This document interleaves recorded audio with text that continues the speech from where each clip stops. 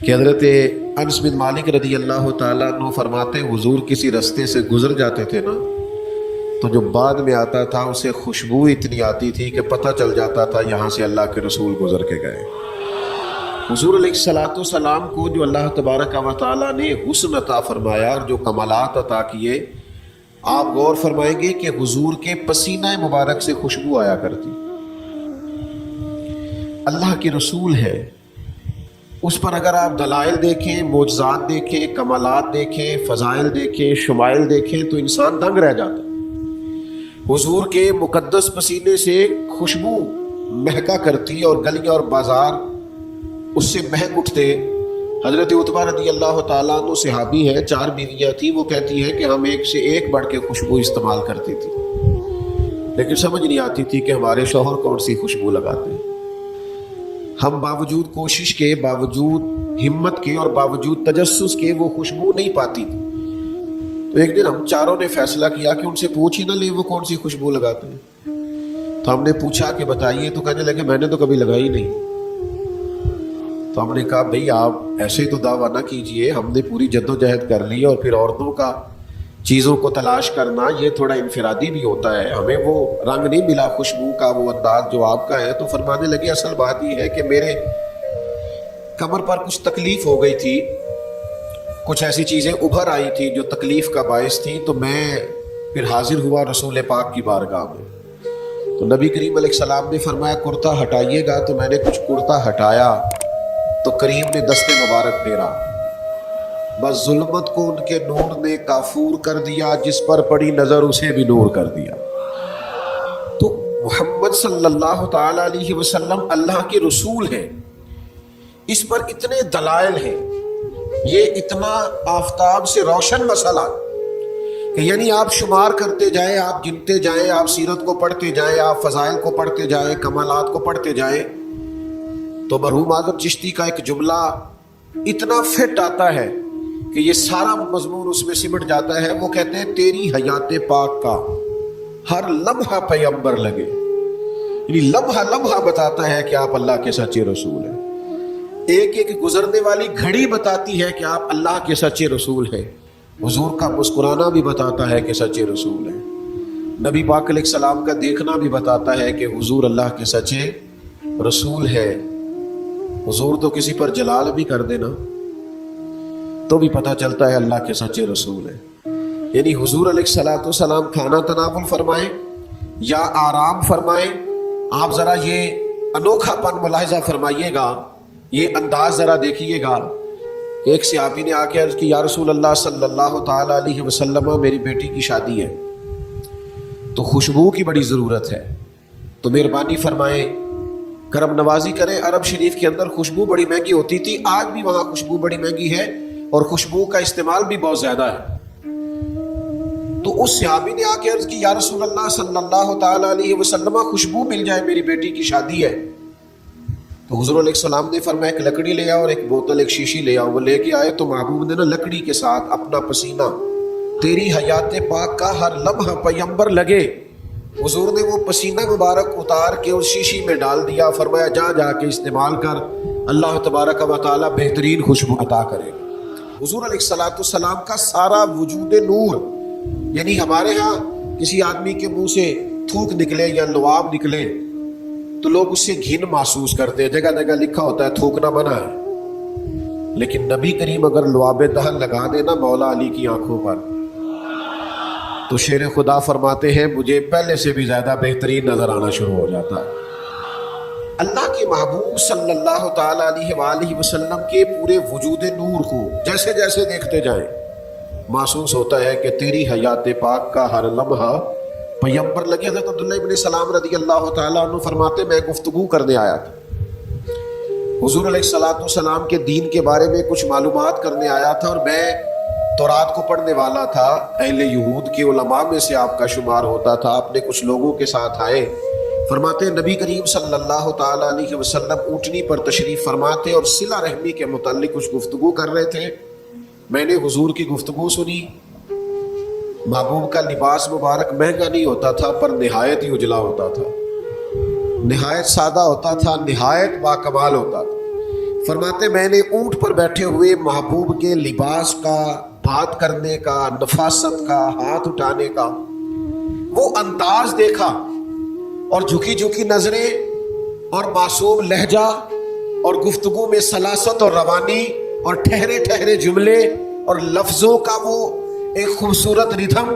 فرماتے وہ سارے انداز میں نے دیکھے تو میں جو بات کرنے آیا تھا مجھے بھول ہی گئی، لباں تے موہراں لگیاں، بولن دی جاچ ہی بھول گئی، ایتھے زباناں تائیں کھولن دی جاچ بھول گئی۔ فرماتے میں کوئی بات ہی نہ کر سکا، جیسے ہی محبوب کے قریب گیا میں نے فوراً عرض کیا مجھے کلمہ پڑھا دے، میں مسلمان ہونا چاہتا ہوں۔ یہ آج جو لوگوں کی طبیعتیں الجھ سی گئی ہیں نا، آج یہ جو بے شمار باتیں، بے شمار گفتگو، سوشل میڈیا کا بے دریغ اور بے ہنگم استعمال، اور ذہن کو ہر وقت تھکائے رکھنا، اور طبیعت کو ہر وقت اوور تھنکنگ کرتے کرتے اپنے آپ کو پریشان کر دینا، یہ جو ساری بے چینی ہے، یہ جو سارا اضطراب ہے، یہ جو ساری ہماری طبیعتیں الجھ سی گئی ہے، ہر آدمی کو دوسرا دشمن نظر آتا ہے اور ہر ایک کو دوسرا اپنا مخالف دکھائی دیتا ہے، اور معاشرے کے اندر بسنے والا ہر آدمی لالچی دکھائی دیتا ہے، محسوس ہوتا ہے سارے شہرت کے لیے لگے ہوئے ہیں، سارے اقتدار کی جنگ لڑ رہے۔ یہ جو ہماری ساری بدگمانیاں ہیں اس کی بنیادی وجہ یہ ہے کہ ہم ادھر ادھر تو کھول کے دیکھتے ہیں، اپنے محبوب کی بارگاہ کی طرف نہیں دیکھتے۔ ہم جب حضور علیہ السلام کی پرکیف شخصیت کو دیکھیں گے، فضائل دیکھیں گے، کمالات دیکھیں گے، معجزات دیکھیں گے، نعت پاک کی طرف توجہ کریں گے، اخلاق عالیہ کو دیکھیں گے، حسن کردار کو دیکھیں گے، دنیا میں وہ لوگ بڑے عظیم ہوتے ہیں جو نبی پاک علیہ الصلوۃ والسلام کی محبت میں پوری طرح محو ہو جاتے ہیں۔ آپ یقین کریں جو دروازہ رسول تک پہنچ جاتے ہیں ان کا سفر ہی ختم ہو جاتا ہے، جو حضور کی بارگاہ تک پہنچ جاتے ہیں ان کی ذہن کی مشقت پھر ختم ہو جاتی، انہیں منزل نصیب ہو جاتی۔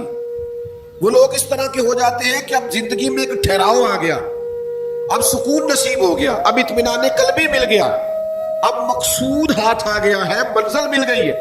نوجوانوں بہت زیادہ نہ الجھا کرو یار، بہت زیادہ پریشان نہ ہوا کرو، جب دل بڑا گھبرا جائے نا تو اپنے نبی پاک کی سیرت کو پڑھا کرو، حضور کے احوال شریفہ کا مطالعہ کیا کرو، ان کے حسن کی بات دیکھا کرو، جمال کی بات دیکھا کرو، کمال کی بات دیکھا کرو، محبوب کے بانٹنے کا انداز دیکھا کرو، نوازنے کا انداز دیکھا کرو، نبی پاک کا دشمنوں کو معاف کرنے کا رنگ دیکھا کرو، حضور کا عطا کر دینے کا انداز دیکھا کرو۔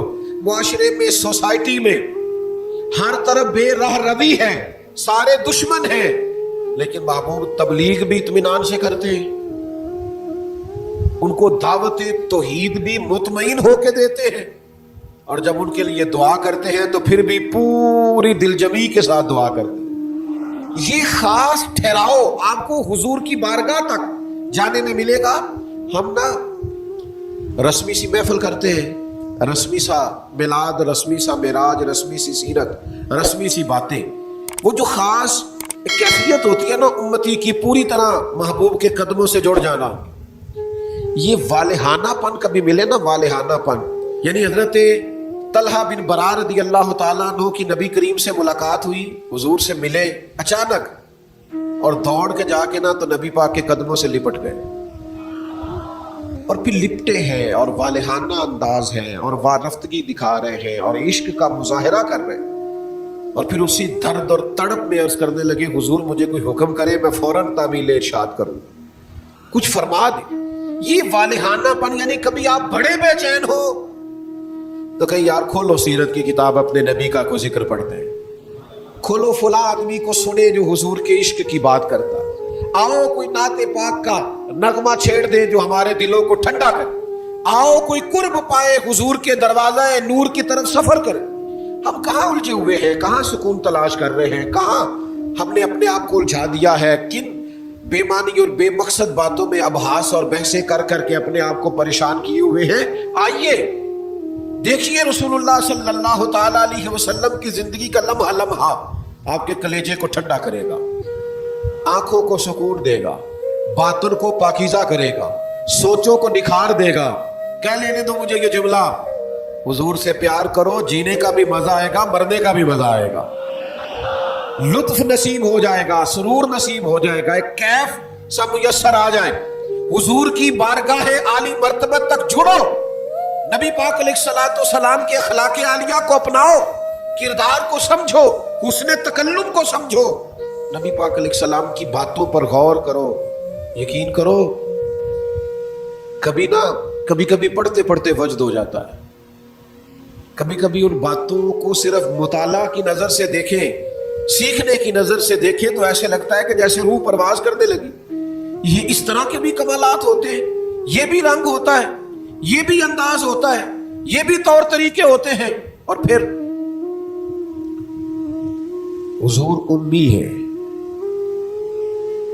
نبی کریم نے دنیا میں کسی استاد سے پڑھا نہیں،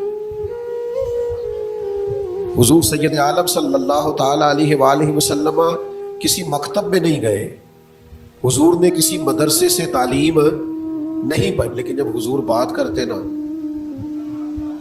جب محبوب حکمت کے موتی رولتے نا، جب نبی پاک علیہ الصلوۃ والسلام کوئی کلام کرتے نا، آپ یقین کریں ایسا انوکھا پن، ایسا نرالا فیصلہ، ایسی حکمت اور دانائی سے بھری ہوئی بات، یعنی جو فلسفیوں سے کھل نہ سکی اور نکتہ وروں سے حل نہ ہوئی، وہ بات ایک طیبہ والے نے بتلا دی چند اشاروں سے۔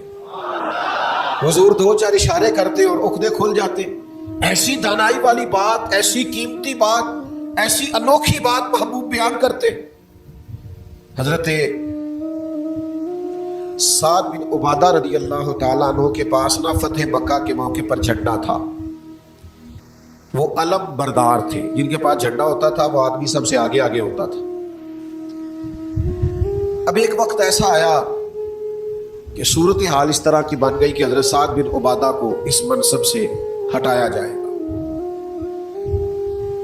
بڑا مشکل فیصلہ ہے، انہوں نے کوئی ایسی معاذ اللہ غلطی بھی نہیں کی، لیکن حالات ایسے آ گئے ہیں کہ جناب سعد ابن عبادہ کو ہٹانا پڑے گا، ان سے جھنڈا لیا جائے گا۔ صحابہ بڑے پریشان ہیں کہ حساس آدمی ہے، ان کی خدمات بہت زیادہ ہے، کس طرح ان کو ہٹائیں گے، کیا کریں؟ نبی کریم کی بارگاہ میں عرض گزار ہے، یا رسول اللہ کیسے ہٹائیں حضرت سعد ابن عبادہ کو؟ اور کیفیات اور حالات بھی ایسے ہیں کہ ہٹانا بھی پڑے گا۔ آج کل نا بہت سارے لوگ کام تو کرتے ہیں پر دانا نہیں ہوتے، جذباتی فیصلے، جذباتی باتیں، ایموشنل گفتگو، وقتی طور پر چیزوں کو بہتر کرنا، اور بس وقتی طور پر آج گزارا ہو کل دیکھی جائے گی، لیکن چیز کی گہرائی تک، اس کی اصل تک نہیں اترتے، اس کے سارے لوازمات کو نہیں دیکھتے، قبل از وقت منصوبہ بندی نہیں کرتے، ہمارا مزاج نہیں ہوتا، ہم ٹھہراؤ اپنی زندگی میں نہیں لاتے۔ نبی پاک چونکہ اللہ کے رسول ہیں، ہر لمحہ حضور کا پیغمبر لگتا ہے۔ اب حضرت سعد ابن عبادہ کو ہٹانا ہے اور ان کی جگہ کسی اور کو مقرر کرنا ہے، اور بندہ بھی بڑا حساس ہے اور بات بھی کوئی ایسی نہیں، تو کیا کرے؟ پتہ ہے نبی کریم علیہ السلام نے کیا کیا؟ حضور فرمانے لگے کوئی پریشانی نہیں، ہٹا دیتے سعد ابن عبادہ۔ حضور نے بلایا، فرمایا سعد میرا ارادہ بنا ہے کہ جھنڈا آپ سے لے لیا جائے۔ حضرت سعد ابن عبادہ نے ابھی گردن جھکائی تھی تو حضور فرمانے لگے میرا ارادہ ہے آپ سے لے کے آپ کے بیٹے کو دے دیا جائے۔ جو فلسفیوں سے کھل نہ سکا، جو نکتہ وروں سے حل نہ ہوا، وہ راز طیبہ والوں نے بتلا دیا چند اشاروں میں، اور تیرے آگے ہے یوں دبے لچے فصحاء عرب کے بڑے بڑے، کوئی جانے منہ میں زبان نہیں بلکہ جسم میں جان نہیں۔ ایسا کمال فیصلہ، ایسا انوکھا فیصلہ۔ اچھا جس فیصلے سے وہ پریشان ہو سکتے تھے نا کہ مجھے ہٹایا جا رہا، جب انہیں پتا چلا نا کہ میری جگہ پہ میرا بیٹا آ رہا ہے، وہ اتنا خوش اپنے جھنڈا اٹھانے پہ نہیں تھے جتنا اپنے بیٹے کے جھنڈا اٹھانے پہ راضی ہو گئے۔ ان کی طبیعت مچل گئی۔ نبی پاک صلی اللہ تعالی علیہ وسلم کے پیغمبر ہونے پر، نبی ہونے، ایسے دلائل، ایسے کمال جس زاویے سے دیکھے ششدر رہ جائے گا، حیران رہ جائیں گے، پیار ہو جائے گا۔ کچھ ایسے مصنفین بھی گزرے ہیں معاذ اللہ ثم معاذ اللہ، جو مسلمان نہیں تھے،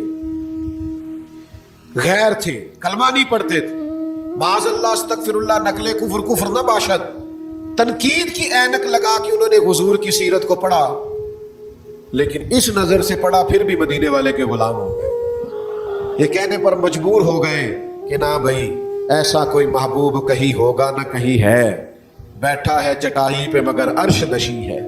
نبی پاک علیہ السلام، پھر ایک اور بات، حضور امی ہے لیکن ایسی کمال بات کرتے، ایسا انفرادی فیصلہ کرتے کہ دنیا حیران رہ جاتی۔ پھر جو عظمت کردار ہے نا، بلندی کردار، مجھ سے ناراض نہ ہوئیے گا، بہت سارے لوگ ہیں جو باتیں بڑی زبردست کرتے ہیں، گفتگو میں کوئی ان سے جیت نہیں سکتا،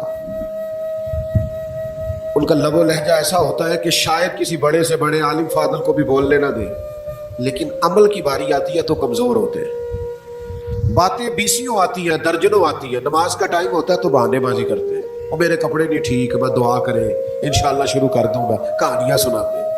کیوں اتنے بولے بنتے ہیں؟ ہمیں سمجھ آتی ہے کہ آپ گفتار کے غازی ہیں، آپ باتوں میں صرف ساری چیزیں سیدھی رکھتے ہیں، آپ اس جگہ پہنچ ہی نہیں پا رہے۔ عمل، کردار، یہ بھی ایک مبلغ ہوتا ہے، آپ کا کردار بھی تبلیغ کرتا ہے، آپ کا لب و لہجہ بھی۔ حضرت امام جعفر صادق رضی اللہ تعالیٰ عنہ سے ایک شخص نے کہا تھا میں دین کی تبلیغ کرنا چاہتا ہوں، مجھے بتایا کیا کروں؟ تو امام جعفر صادق رضی اللہ تعالیٰ عنہ فرمانے لگے دین کی تبلیغ کرنی ہے تو بڑا آسان نسخہ ہے، دین پہ عمل کرنا شروع کر دیں، تبلیغ ہونی شروع ہو جائے گی۔ لیکن ہم نا عمل کی دنیا میں بڑے کمزور ہوتے ہیں، قربان جائے۔ حضور علیہ الصلوۃ والسلام نے جس معاشرے میں آنکھ کھولی تھی وہ جہلا کا معاشرہ تھا، ظلم تھا، ستم تھا، بربریت تھی، ان لوگوں کی سوچیں، ان کی باتیں، ان کا ظالمانہ مزاج بڑا انوکھا تھا۔ لیکن کمال کی بات ہے نا، چاروں جانب لوگوں کا مزاج ظالمانہ تھا، لیکن محبوب کو اللہ نے رحمت بنا کے بھیجا۔ ہر طرف لوگ ناانصافی کی بات کرتے تھے، لیکن محبوب نے انصاف کے بول کو ہمیشہ بالا رکھا، اس ترازو کو ہمیشہ بلند رکھا۔ ہر طرف لوگ حق کھا جاتے تھے، لیکن محبوب نے فرمایا حق کھایا نہیں جائے گا، حق دلایا جائے گا۔ کردار دکھایا، کردار۔ وہ جو تیری جان کے دشمن ہیں وہ بھی کہتے ہیں، وہ جو تیری جان کے دشمن ہیں وہ بھی کہتے ہیں امین تو ہے، صداقت کی آبرو تو ہے۔ دشمن بھی کہتے ہیں سچے تو بہرحال ہیں، امانت دار تو بہرحال ہے، غلط بات تو بہرحال نہیں کرتے۔ یعنی دشمن بھی اگر اٹھ کے گواہی دے کہ اگر کسی نے کمال دیکھنا ہے تو آمنہ کے لال کو جا کے دیکھو، اگر کسی نے انصاف دیکھنا ہے، اگر کسی نے دھرتی پہ حسن دیکھنا ہے تو عبداللہ کے در یتیم کو دیکھو۔ بھائی آپ سمجھے نا، عظمت کردار کے وہ موتی جو حضور نے عطا کی۔ دیکھیے باہر والوں نے جب دلیلیں مانگی تو حضور نے معجزات دکھائے، اور جب اپنوں نے دلیلیں مانگی، مکے والوں نے، قریش والوں نے، اپنے قبیلے والوں نے دلیل مانگی، آپ نبی ہیں تو دلیل کیا ہے؟ تو اللہ کا قرآن کہتا ہے کہ محبوب نے کہا فَقَدْ لَبِثْتُ فِيكُمْ عُمَرًا مِّن قَبْلِهِ أَفَلَا تَعْقِلُونَ۔ اور میں نے تمہارے بیچ عمر گزاری ہے ساری، تمہیں عقل نہیں؟ میں کوئی باہر سے نہیں آیا، میں نے 40 سال تمہارے اندر گزارے ہیں، میرے جیسا کچھ سچا ہے تو دکھاؤ، کوئی دیانتدار ہے تو دکھاؤ، کوئی پاکیزہ مزاج ہے تو دکھاؤ، کوئی اس طرح کا ستھرا ہے تو دکھاؤ، کوئی اس طرح کا مزکی ہے تو دکھاؤ، تمہارے بیچ میں نے وقت گزارا ہے۔ باقیوں کو نبی پاک نے معجزات بطور دلیل دیے، اور جب اپنوں نے دلیل مانگی تو حضور نے فرمایا میری سیرت دیکھ لو، میرا کردار دیکھ لو، میرے شب و روز دیکھو۔ فقط لبثت فیکم عمرا من قبل، میں نے اس سے پہلے عمر کا حصہ تمہارے بیچ گزارا ہے، افلا تعقلون، تمہیں عقل نہیں؟ دوستو تھوڑا سا نا کردار پر بھی توجہ کرنی پڑے گی، اپنے آپ کو تھوڑا سا تبدیل کرنا پڑے گا۔ میں آپ کی خدمت میں عرض کروں، دولت سے لوگوں کو جیتا نہیں جا سکتا، دولت تو لوگوں کو لالچی بنا دیتی ہے۔ آپ کسی کو پیسے دیں، 10,000 دے، اگلی دفعہ وہ 25 مانگے گا، تو آپ 50 دیں، اگلی دفعہ لاکھ مانگیں گے، اس کی بھوک تو بڑھتی ہے۔ آپ عہدے کے زور پر بھی لوگوں کے محبوب نہیں بن سکتے، اس لیے کہ پھر وہ شخصیتوں سے پیار نہیں کرتے، کرسیوں سے پیار کرتے۔ آپ کرسی پہ ہیں تو آپ اچھے لگتے ہیں، جب دوسرا آئے گا تو اس کو سلوٹ کر لیں گے۔ نبی پاک علیہ الصلوۃ والسلام نے فرمایا اگر تم کسی شخص کو قائل کر سکتے ہو اور اس سے محبت بنا سکتے ہو تو ایک ہی صورت ہے، وہ تمہارا حسن اخلاق ہے۔ اللہ کے محبوب صلی اللہ تعالی علیہ وسلم نے خلق کے ساتھ، کردار کے ساتھ، نبی پاک علیہ السلام نے محبت کے ساتھ۔ زید بن نسنہ بہت بڑے یہودیوں کے عالم تھے، ایک دن حضرت بلال حبشی رضی اللہ تعالیٰ عنہ سے کہنے لگے سنا ہے نبی پاک علیہ السلام کی بارگاہ میں جب بہت سارے مہمان آتے ہیں تو آپ کو کچھ قرض بھی لینا پڑتا ہے. جناب بلال کہنے لگے لینا پڑتا ہے. کہنے لگے مجھ سے لے لیں, میرے پاس اضافی پیسے پڑے, آپ نے دے ہی دینے. حضرت بلال نے لے لیے. ایک ٹائم مقرر ہو گیا, فلاں دن پیسے واپس کر دیں. اپنی وعدے میں 3 دن رہتے تھے. نبی پاک علیہ الصلوۃ والسلام مدینہ طیبہ کے چوک میں کھڑے, ساتھ حضرت عمر فاروق رضی اللہ تعالیٰ عنہ. یہ وہاں پہنچ گئے یہودیوں کے عالم, آ کے کہنے لگے وہ میری رقم واپس کریں. تو حضور نے فرمایا ابھی تو وعدے میں 3 دن رہتے ہیں. تو اس نے بڑے سخت جملے کہے. آپ کی توجہ ہے میری بات پر؟ سمجھ آ رہی ہے میری باتوں کی؟ چڑھانے والے اتنے خطرناک نہیں ہوتے جتنے چڑھ جانے والے خطرناک ہوتے ہیں. اتنی جلدی کسی کی باتوں سے چڑھا نہ کرے. یعنی ہر ایک کوئی دشمن بنا لیتے ہو. جس کا سٹیٹس ہی نہیں آپ کے ساتھ کھڑے ہونے کا اسے بھی دشمن بنا, اور دعا کرو کہ دشمن بھی خاندانی ہو. ہر ایک کو دشمن مان لیتے ہو, اسے بھی میرا اختلاف ہے, یہ بھی مجھ سے حسد کرتا ہو. چھوڑے یار, آپ کا کوئی سٹیٹس ہی نہیں ہے, سب کے ساتھ آپ کا مقابلہ شروع ہو جاتا ہے. کہیں رکے تو صحیح. کہیں وہ جو 3 بندے وہاں کھڑے ہیں, وہ جو 4 وہاں کھڑے ہیں, وہ جو 5 وہاں کھڑے ہیں, وہ میرے خلاف باتیں کر رہے ہیں. وہ یار آپ بلا وجہ پریشان ہیں, وہ کوئی اور گل پہ کر دیں تو اڑی نہیں کر دے. بلا وجہ دشمن بنا لینا, چڑ جانا, ذرا سی بات پہ ڈسٹرب ہو جانا, بہت زیادہ پریشر اپنے ذہن پہ ڈالنا, اس سے بندہ کمزور پڑ جاتا. انہوں نے سخت جملے کہے, لیکن نبی کریم صلی اللہ تعالی علیہ وآلہ وسلم نے نا کسی بات کا کوئی جواب نہیں دیا. حضرت عمر نے تلوار نکال لی. تو حضور فرمانے لگے عمر آپ نے تلوار نکال لی ہے, آپ کو چاہیے تھا انہیں کہتے مطالبہ نرمی سے کریں اور مجھے کہتے ان کی رقم واپس کریں. فرمایا چھوڑو, یہ جو وقار ہوتا ہے نا یہ آدمی کے قد کاٹ کا پتہ دیتا ہے. یہ جو حوصلہ ہوتا ہے یہ اس کی تعلیم کا, اس کی تربیت کا, اس کے علم کا, اس کے بڑے ہونے کی خبر دیتا. حضرت عمر سے حضور نے فرمایا چونکہ انہوں نے پہلے مطالبہ کر لیا ہے تو ہم ایسا کرتے ہیں پہلے ہی پیسے دے دیتے ہیں. فرمایا آپ ان کو ساتھ لے جائیں, فلاں جگہ کھجوریں پڑی ہیں تول کے دے دیں, اور جب ان کا قرض پورا ہو جائے نا تو یہ جو آپ نے ان کو غصہ دلایا نا تھوڑی کھجوریں زیادہ بھی دے دیجیے گا, تھوڑی مٹھائی بھی دے دینا, قربان جائیں. حضرت عمر رضی اللہ تعالیٰ عنہ فرماتے میں حضور کے حکم کا پابند تھا, میں ان کو ساتھ لے گیا اور لے جا کر کے کھجوریں تول کے دے رہا ہوا. مجھے ان پہ غصہ ہے, وہ مجھ سے ہلکی باتیں کرنے لگ گئے حضور کے اخلاق کے بارے میں, نبی پاک کی بردباری کے بارے میں. تو مجھے جلال تھا, میں نے کہا تو کھجوریں لے, زیادہ باتیں نہ کر. میرا اپنا ایک خیال تھا کہ انہوں نے بڑے سخت جملے کہے ہیں. تو فرماتے انہوں نے میرا ہاتھ تھام اور کہنے لگے عمر یار میرے اوپر جلدی نہ کر, میرے درد کو سمجھ, میں تورات کا عالم ہوں, میں نے اللہ کے آخری نبی کی جتنی نشانیاں تورات میں پڑھی ہیں ساری مدینے والے محبوب میں پائی جاتی ہیں. ایک نشانی میں نے یہ پڑھی تھی کہ جتنا کوئی جہالت کرتا جائے گا نبی پاک کا علم اتنا ہی غالب آتا جائے گا, حضور کی بردباری اتنی بڑھتی جائے گی. تو میں نے نا جان بوجھ کے حضرت بلال کو پیسے دیے تھے, اور 3 دن پہلے میں نے واپسی کا مطالبہ بھی جان بوجھ کے کیا تھا. میں نبی کریم کا علم دیکھنا چاہ رہا تھا, میں وہ تورات کی نشانی دیکھنا چاہ رہا تھا, اور پھر میں نے سخت جملے بھی جان بوجھ کر کیے. پر قربان جاؤ مدینے والے کو جس اینگل سے بھی دیکھا ہے اللہ کا سچا رسول ہی پایا. محمد الرسول اللہ, محمد اللہ کے رسول ہے صلی اللہ علیہ وسلم. اب وہ کہنے لگے جناب عمر سے مجھے لے جائے نا, میں نے حضور کا کلمہ پڑھنا, مجھے لے جائے بارگاہ تک, میں نے نبی پاک علیہ السلام کی غلامی کا پٹا گلے میں ڈالنا. تو میرے بھائیوں نبی پاک علیہ السلام کی بارگاہ تک رسائی پائیے, حضور کی عالی مرتبت بارگاہ کی طرف اپنے آپ کو لے کر کے جائیے. آج اگر ہم اطمینان چاہتے ہیں ذہنی طور پر بھی, قلبی طور پر بھی, روحانی طور پر بھی, فکری طور پر, تو ایک ہی راستہ ہے, اپنے آپ کو حضور سے وابستہ کریں.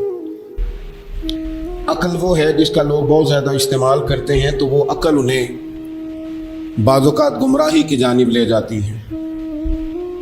اس عقل کی بات بھی اقبال نے کہی ہے, فرماتے ہیں کہ عقل عیار ہے, 100 بھیس بنا لیتی ہے. اس کے لیے عیار کا لفظ کہا اور دوسرا پہلو دیکھیے عیار کے مقابلے میں لفظ کیا کہا. عقل عیار ہے 100 بھیس بنا لیتی ہے عشق بیچارہ. عقل عیار اور عشق بیچارہ. دیکھیں اس کے مقابلے میں جو جملہ دیا ہے, جو لفظ دیا ہے, یعنی لفظ عیار آپ جب بولتے ہیں عیار بڑا چلاک ہے, بڑا عیار ہے, بڑا مکار ہے, تو زاویہ کیا بنتا ہے. اور جب آپ بیچارہ بولتے ہیں تو وہ بیچارہ. اب زاویہ دیکھیے کیا کھینچا, کہنے لگے عقل عیار ہے 100 بھیس بنا لیتی ہے عشق بیچارہ. نہ ملا ہے نہ زاہد نہ حکیم, یہ کچھ بھی نہیں, یہ بیچارہ کچھ بھی نہیں, بیچارہ جو ہوا. تو عقل کی طرف تو قرآن و سنت نے توجہ دلائی ہے, لیکن عقل سے مراد ہے فہم ہو, فراست ہو, علم ہو, بردباری ہو, عاجزی ہو, غور فکر کرنے کا مزاج ہو, کسی چیز کو پورے شعور کے ساتھ بندہ قبول کرے. آج کل جن چیزوں کو لوگ عقل سمجھتے ہیں نا, وہ عقل نہیں ہے, وہ چالاکی ہے. آج کل لوگ عقل مند نہیں ہیں, چالاک ہیں. چالاکی اور چیز کا نام ہے, تیز تراری اور چیز کا نام ہے, عقل مند ہونا اور چیز کا نام ہے. یہ تو شطرنج کے ہیر پھیر سے لوگ دنیا چلاتے ہیں, یہ عقل مند نہیں ہوتے, یہ چالاک ہوتے ہیں. ہمارے ہاں ڈھیر سارے لوگ اپنی زندگی, اپنا گھر, اپنا کاروبار چالاکی سے چلاتے ہیں. چالاکیاں لمبی نہیں چلتی, ان کے پول کھل جاتے ہیں. تیزیاں لمبی نہیں چلتی, جلدی مکر واضح ہو جاتے ہیں. چالاک آدمی کے دوست نہیں ہوتے. آپ کسی کے ساتھ سیاست کے ساتھ زندگی گزار رہے ہیں تو وہ بھی آپ کے ساتھ سیاست ہی کرتا ہے. جب آپ فہم کے ساتھ چلتے ہیں, فراست کے ساتھ. اب عقل کیا ہے؟ نبی پاک صلی اللہ تعالی علیہ وسلم نے فرمایا, کسی نے پوچھا یا رسول اللہ صلی اللہ علیہ وسلم بہترین مومن کون ہوتا ہے؟ تو نبی پاک علیہ الصلوۃ والسلام نے فرمایا جس کا اخلاق زیادہ اچھا ہو. تو یا رسول اللہ عقل مند کون ہوتا ہے؟ تو نبی پاک علیہ السلام نے فرمایا عقل مند وہ ہوتا ہے جو موت کو کثرت سے یاد کرے اور اپنی آخرت کی تیاری کرے. یہ عقل ہے, یہ شعور ہے.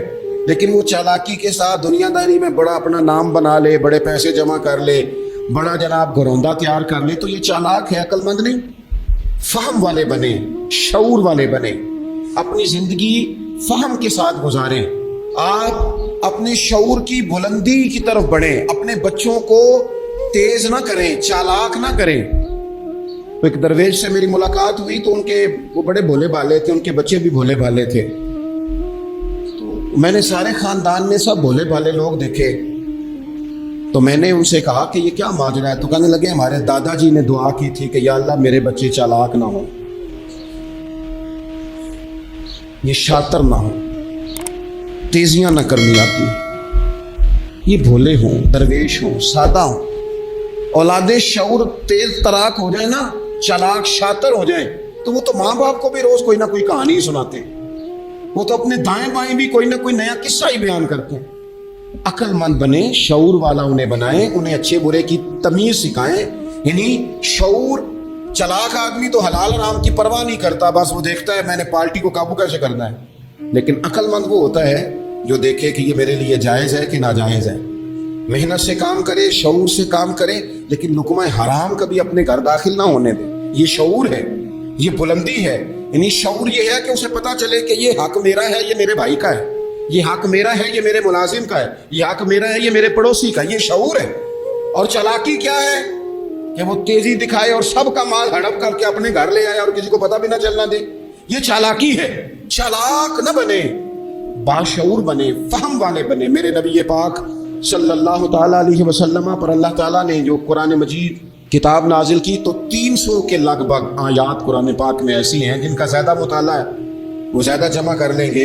300 کے قریب آیات ایسی ہیں جس میں اللہ تعالیٰ نے عقل اور شعور کی طرف بڑھنے کا حکم دیا ہے. فرمایا عقل والو غور کرو, تم دیکھتے نہیں زمین و آسمان میں اختلاف ہے, رات اور دن آتے جاتے ہیں, اس میں غور کرو, اس میں نشانیاں ہیں. پر ان کے لیے جو عقل رکھتے ہیں, جو شعوری بلندی رکھتے ہیں, تیزی نہیں, چالاکی نہیں, شاطر پن نہیں.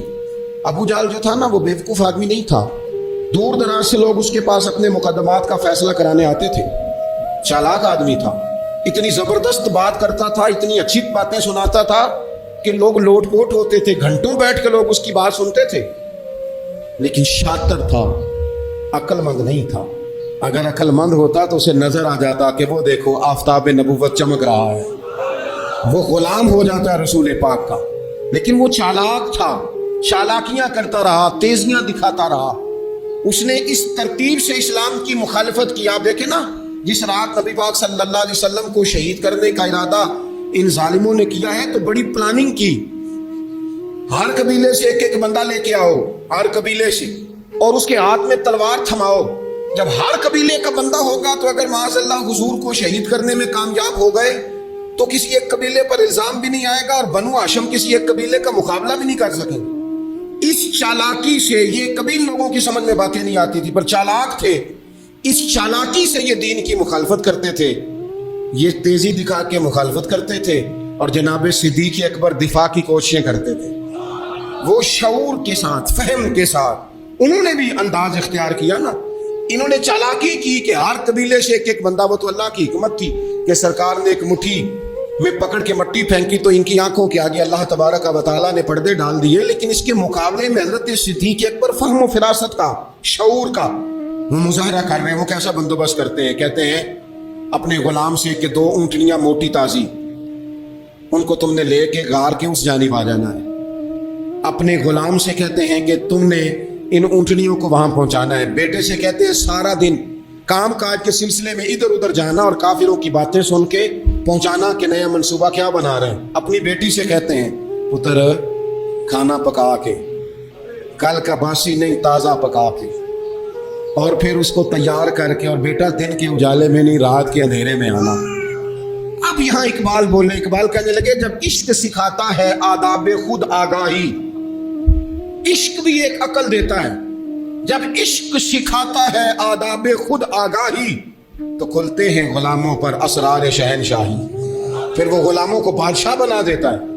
تو کہا رات کو وہ کھانا پہنچانا, یہ ان کا شعوری فیصلہ ہے.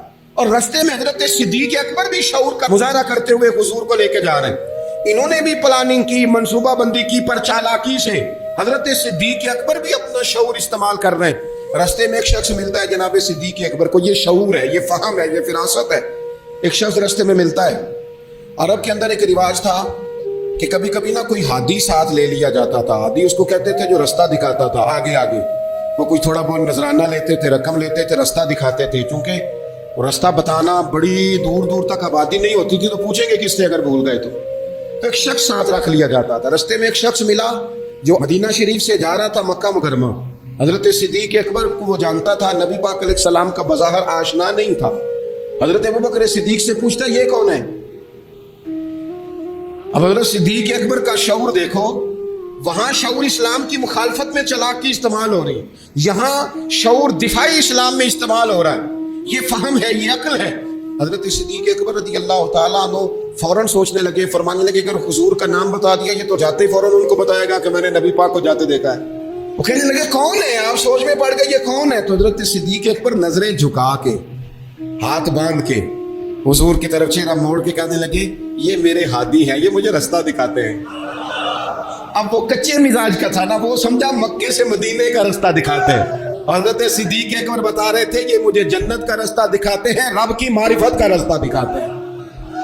یہ بھی شعور ہے جب عشق سکھاتا ہے آداب خود آگاہی, پھر کھلتے ہیں غلاموں پر اسرار شہنشاہی. عطار ہو, رومی ہو, رازی ہو, غزالی ہو, کچھ ہاتھ نہیں آتا بے آہ سحر گاہی.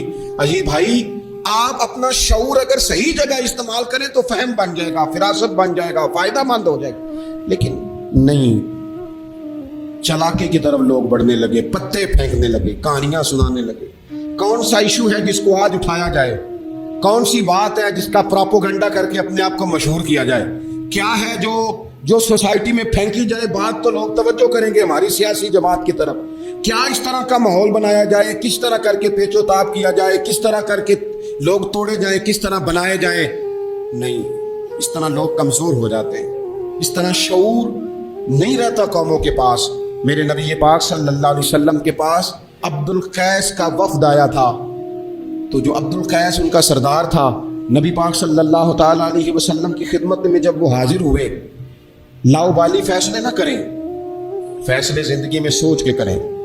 आप किसी भी चीज के सरबराह हैं, आप मस्जिद के सदर हैं या कबीले वाले आपसे फैसला कराते हैं या किसी जमात को लीड करते हैं या खानदान वाले आपको बड़ा समझते हैं या कोई आदमी आपको दीनी तारुफ से पहचानता है, तो फहम के साथ, दानाई के साथ, हिकमत के साथ आप उसको लेकर चलें। नबी पाक सल्लल्लाहु ताला अलैहि वसल्लम ने वफ़द अब्दुल कैस के सरबराह से कहा था कि तुम्हारे अंदर दो खसलतें हैं, दो आदतें तुम्हारे अंदर ऐसी हैं जिन्हें अल्लाह बड़ा ही पसंद करता है। या रसूल अल्लाह कौन कौन सी? फरमाया तो तुम अकल वाले हो और दूसरा बुर्दबार हो, हिल्म वाले हो। तुम जज्बाती फैसले नहीं करते, तुम्हारे अंदर बुर्दबारी है, ठहराव है। ये दो बातें, तुम्हारी समझदारी और तुम्हारा ठहराव, ये अल्लाह को बड़ा ही पसंद है। बड़ी जज्बाती बातें लोग करते हैं, बड़ा घरों के अंदर माहौल खौफनाक हो जाता है, कबीलों में माहौल खौफनाक हो जाता है, जमातों में खौफनाक हो जाता है। बड़े शऊर के साथ मुसलमान को आगे बढ़ने की जरूरत है। ये जो मुसलमानों ने फतह याबी हासिल की है ना बड़ी सारी जगहों पे, अल्लाह तबारक व तआला ने मुसलमानों को कामयाबियां दी। मुसलमान अपनी तादाद की किल्लत के बावजूद, असले की किल्लत के बावजूद बड़ी जगहों पे कामयाब रहे। अल्लाह तबारक व तआला ने इन्हें बड़ा सारा नवाजा।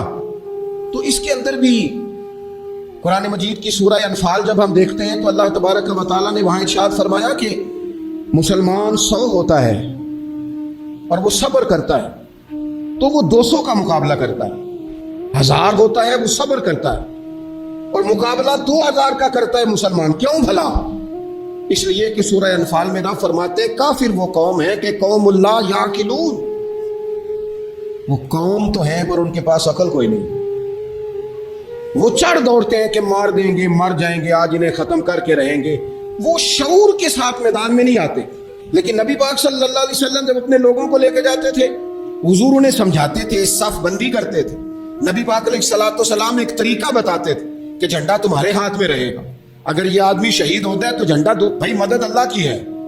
लेकिन हिकमत के तकाजे सारे पूरे किए जाएं, वो सारे काम किए जाएं जो वक्त के तकाजों की जरूरत के मुताबिक हो।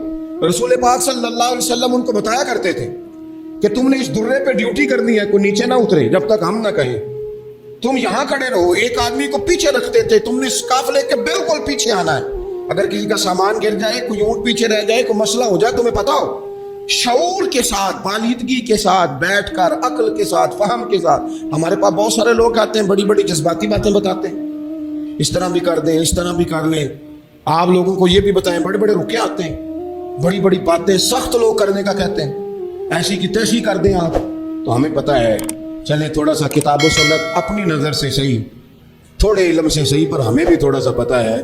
तो मैं बहुत सारे दोस्तों को कहा करता हूँ कि ओ भाई चलो ठीक है, सख्त बात नहीं करते, जलाल में नहीं आते, पर इसका ये मतलब तो नहीं ना कि हमें पता नहीं किसी बात का। वो बात सियासी लोग आते हैं तो आके कहते हैं जनाब हजरत ये हो गया, फलाने ने ये कर दिया, फलाने ने ये कर दिया। तो कई दफा उन पर हंसी आती है कि हमें समझाने आए हो, हमें समझाने आए हो। भाई ए टू सेट ते पखड़ा कुआर गंदा लसी और भी बूटियां जानने आ। बात न करें तो बात अलग है, इखलाक इजाजत नहीं देता, बहुत सारी बातों का जवाब दिया नहीं जा सकता। लेकिन आप क्या समझते हैं सामने वाला बेवकूफ है, आप जो कहेंगे वो कबूल कर लेगा? अपनी जिंदगी में कभी भी जज्बाती होकर फौरन फैसला ना करें। कभी जिंदगी के अंदर थोड़ा सा चीजों को ठंडा करें, शऊर पैदा करें, आप फहम पैदा करें। आप कोई ऐसा काम करें जिसमें आप महसूस करें कि ये फैसला अकल वाला है। मेरे नबी पाक सल्लल्लाहु ताला अलैहि वसल्लम भोले भाले लोगों से भी प्यार करते। हुजूर के पास एक दीवानी बीबी आई, दीवानी, उसके इलाके वाले कहते थे कि इसका तो ज़हनी तवाज़ुन ठीक नहीं, लेकिन उसने कहा या रसूल अल्लाह मेरी बात सुने, तो हुजूर ने उसकी भी बात सुनी। नबी पाक प्यार करते, लेकिन आपको पता है कि रसूल पाक सल्लल्लाहु ताला अलैहि वसल्लम ने एक बहुत बात भी इरशाद फरमाई है जो सही मुस्लिम में मौजूद है, सुनन अबू दाऊद शरीफ में मौजूद है। हुजूर जब नमाज की सफ़े बनाते ना तो फरमाते मेरे करीब करीब वो लोग खड़े हुआ करो जो अक्लमंद हो, जो शऊर वाले लोग हो वो मेरे करीब करीब रहा करो, बाशऊर लोग। और फिर फरमाया जो उनसे ज्यादा शऊर रखते हैं वो थोड़े पीछे, जो उनसे कम शऊर रखते हैं वो उससे पीछे, जो उससे कम शऊर रखते, मेरे करीब शऊर वाले लोग हों। यानी महबूब सबके नबी हैं, लेकिन हुजूर अपने करीब उन लोगों को बिठाते जिनका फहम मजबूत होता। इसलिए हजरत मौला अली शेर खुदा रज़ी अल्लाह तआला अन्हु फरमाया करते थे वो बंदा दुनिया में कभी नहीं टूटता जिसके मुशीर अच्छे हो। हमारे आजकल मुशीर नहीं होते, ہمارے خوش آمدی ہوتے ہیں، ہمارے وہ ہوتے ہیں جو ہمیں بلے بلے کہیں، ہمارے وہ ہوتے ہیں جو ہمیں کہیں کیا بات ہے سبزہ سارا ہی سبز ہے باہر، اور ہم اتنی طاقت نہیں رکھتے کہ ہم تصویر کا دوسرا رخ بھی دیکھیں۔ تو اللہ کے رسول نے شعور کو سپورٹ کیا، عقل کو سپورٹ کیا، فہم و فراست کو سپورٹ کیا، فرمایا میرے قریب قریب دیکھیں نا۔ علماء نے ایک معنی یہ بھی اس کا بیان کیا ہے کہ جب کوئی باشعور آدمی قریب ہوتا ہے تو نماز میں کبھی لقمہ دینا پڑ جاتا ہے، کبھی بتانا پڑ جاتا ہے، کبھی کسی وقت امام کا وضو ٹوٹتا ہے اسے پیچھے جانا پڑ جاتا ہے۔ تو باشعور لوگ ہوں گے جب قریب تو حالات اور ہوں گے۔ اللہ کے رسول صلی اللہ تعالی علیہ وسلم باشعور لوگوں کو قریب رکھتے، شعور کی بات آگے پھیلاتے۔